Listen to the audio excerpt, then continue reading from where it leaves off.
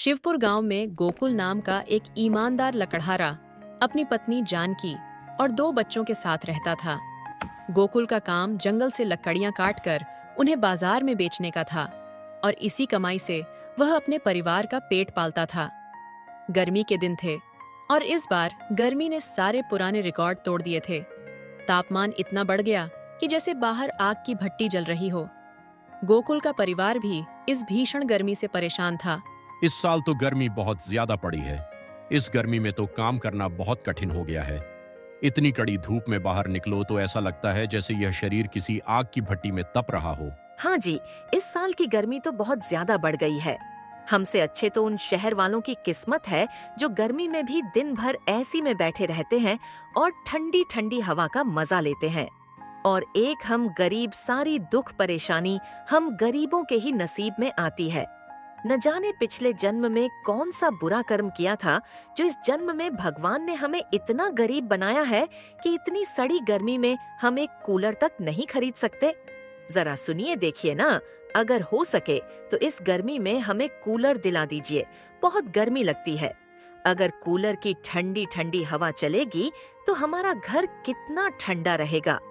और आप भी इतनी कड़ी धूप में मेहनत करके घर आते हैं, जब ठंडी ठंडी हवा आपके शरीर पर पड़ेगी तो आपकी सारी थकान पल भर में दूर हो जाया करेगी। तभी आरोही और वाशु भी बोल पड़ते हैं। हाँ पापा, हमें कूलर दिला दो ना, हमें बहुत गर्मी लगती है पापा। परसों जब हम जमींदार जी की दावत में गए थे तो उनके घर पर बड़े बड़े कूलर लगे थे। बहुत ही ठंडी हवा आ रही थी। पापा, हमें भी कूलर दिला दो ना। जानकी, तुम्हें तो पता है ना कि कूलर मैं नहीं ला सकता। कूलर बहुत महंगा आता होगा और हमारे गांव में तो कूलर केवल जमींदार जी के पास और गांव में रहने वाले कुछ अमीर लोगों के पास ही है। अगर कूलर इतना सस्ता होता तो गांव के हर घर में कूलर होता। हम गरीब लोग हैं, हम कूलर जैसे चीजों का इस्तेमाल नहीं कर सकते। उसके लिए बहुत पैसे चाहिए जो हमारे पास नहीं है। इतना कहकर गोकुल काम के लिए निकल जाता है। चलो बच्चों, जाओ अपने स्कूल का काम करो। लगता है हमारा कूलर का सपना सपना ही रह जाएगा। हे भगवान, क्या करूं? जानकी और बच्चे कूलर की मांग कर रहे हैं। मैं उनकी यह इच्छा पूरा करना चाहता हूं, मगर इतने पैसे नहीं है कि मैं उनके लिए कूलर खरीद सकूं। लकड़ियों को बेचकर जितने पैसे आते हैं उसमें तो मुश्किल से खाने पीने का हो पता है। तो ऐसे में कूलर के लिए पैसे कहां से आएंगे? आज घर जाते वक्त एक बार कूलर की दुकान पर जाकर उसका दाम पूछ कर आऊंगा। लकड़ियां काटने के बाद रामू घर जाते वक्त एक कूलर की दुकान पर जाता है। भैया, इस कूलर का क्या दाम है? 4,000 रुपए से शुरू है। बताएं तुम्हें कौन सा कूलर चाहिए, ये बड़ा वाला या ये छोटा वाला? ये बड़ा वाला बिल्कुल ऐसी जैसी हवा देता है। बोलो कौन सा लेना है? भैया, अभी बस मैं दाम पता करने आया था, अभी मैं जाता हूँ। हे भगवान, 4,000 रुपए, इतने पैसे तो नहीं है मेरे पास। रामू घर को निकल पड़ता है। तभी रास्ते में उसे एक भंगार की दुकान दिखती है जहाँ पर एक पुराना कूलर पड़ा था। रामू उस दुकान पर जाता है और दुकान के मालिक से पूछता है, भैया, ये कूलर चलता है क्या? हाँ भैया, बिल्कुल चलता है।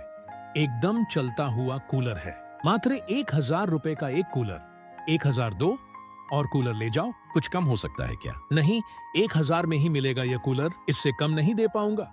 अगर लेना है तो पूरे 1,000 देने होंगे। 1,000 रुपए तो नहीं है मेरे पास, क्या करूं? कुछ देर सोचने के बाद रामू का ध्यान गांव के जमींदार पर जाता है, जो गांव के जरूरतमंद लोगों को पैसे उधार देते हैं।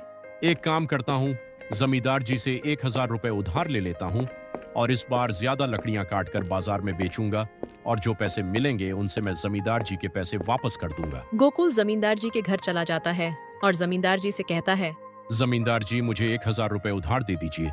मैं आपके 1 महीने बाद समय पर वापस कर दूंगा। ठीक है गोकुल, ये लो 1,000 रुपए।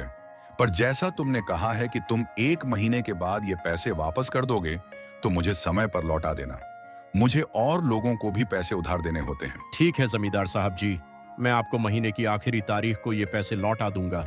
पर जमींदार जी, मुझे इसका कितना ब्याज देना होगा? गोकुल, तुम इतनी छोटी बात क्यों करते हो? तुमने तो बस 1,000 रुपए ही लिए हैं माँ। भला 1,000 रुपए में मैं तुमसे क्या ब्याज मांगूंगा? तुम बस जितने लिए हैं उतने ही समय पर वापस कर देना। जमींदार साहब, आपका बहुत बहुत शुक्रिया। मैं आपके पैसे समय पर लौटा दूंगा। इतना कहकर रामू वापस भंगार की दुकान पर जाता है और दुकान के मालिक को 1,000 रुपए देकर कूलर घर ले आता है। घर में कूलर को देखकर अनुराधा और बच्चे बहुत खुश होते हैं। ये कूलर कहाँ से लाए आप और आपके पास इसे लेने के पैसे कहाँ से आए? बताइए ना, आपकी कोई लॉटरी लगी है क्या? हाँ, बताता हूँ, थोड़ा सब्र रखो। ये कूलर मैंने भंगार की दुकान से खरीदा है और पैसे मैंने जमींदार साहब से उधार लिए थे। बस उसी से ये कूलर खरीदा है। तुम्हें और बच्चों को कूलर चाहिए था ना, तो बस मैं ले आया कूलर। चलो इसे चला कर देखते हैं आखिर ये कैसी हवा देता है। जैसे ही वह कूलर चलाते हैं, सारा घर ठंडी हवा से भर जाता है। पापा, ये कूलर तो बहुत ही ठंडी ठंडी हवा दे रहा है। देखिए, इस कूलर में से निकलने वाली हवा ने पूरे घर को कैसे इतना ठंडा कर दिया है। अब तो ये सड़ी गर्मी भी हंसते हंसते कट जाएगी। इस तरह खुशी खुशी कुछ दिन बीत जाते हैं। ए जी, आज बहुत ज्यादा गर्मी और मेहमान भी कुछ समय में आने वाले हैं। कृपया कहीं ना कहीं से कूलर ले आइए। मीना, तुम्हें तो पता है ना हम कितने गरीब हैं। मैं कूलर कहाँ से लाऊंगा भला? मुझे ये सब नहीं पता। तुम कुछ भी करो मगर कूलर ला कर दो। वह मेहमान जब देखेंगे इतनी गर्मी में इनके घर में कूलर तक भी नहीं है तो वह क्या सोचेंगे। चलो ठीक है, मैं कहीं ना कहीं से कूलर का इंतजाम करता हूँ। यह कहकर वह निकल जाता है। वह गोकुल के घर जाकर गोकुल से कहता है, अरे भाई गोकुल, मेरे घर बड़ी दूर से मेहमान आने वाले हैं। कृपया कर, क्या तुम अपना कूलर मुझे किराए पर दे सकते हो? अरे भाई नीरज, कोई बात नहीं, तुम मेरा कूलर किराए पर ले जाओ। जब तुम्हारे मेहमान चले जाएं, तब तुम मेरा कूलर लौटा देना। ठीक है गोकुल, मैं तुम्हारा कूलर जितने जल्दी हो सके लौटा दूंगा। यह कहकर नीरज सर पर कूलर धरकर चला जाता है। नीरज के जाने के बाद जानकी गोकुल से कहती है, क्यों न हम कूलर को किराए पर देना शुरू करें? इससे हमारी कमाई का एक जरिया भी बन जाएगा। पर जानकी, यह कूलर तो मैं तुम्हारे और बच्चों के लिए लाया था। जो हम यह कूलर किराए पर देने लगे तो तुम्हें फिर से गर्मी से तकलीफ होगी। अजी, कुछ दिन की तो बात है। जब कूलर को उधार पर देंगे तो उससे कुछ पैसे भी तो आएंगे। हम उन पैसे से एक और कूलर खरीद लेंगे।